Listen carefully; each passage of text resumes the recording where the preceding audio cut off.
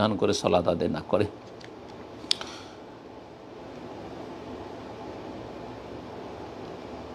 ষোলো নম্বর প্রশ্ন, ফরজ গোসলের ক্ষেত্রে যদি 3টি ফরজ যথা নাকে পানি, কুলি করা, সারা শরীরে পানি পৌঁছাইলে হবে?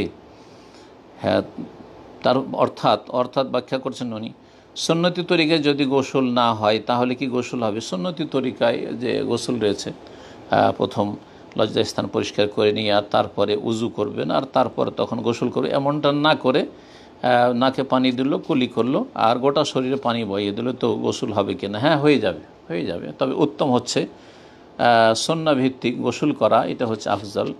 যদি এটা করতে পারেন তো সবচাইতে ভালো। আর যদি সেটা নাও করেন, গোটা শরীরে পানি পৌঁছে যায়, তাহলে ইনশাআল্লাহ তাআলা ফরজ গোসল আদায় হয়ে যাবে।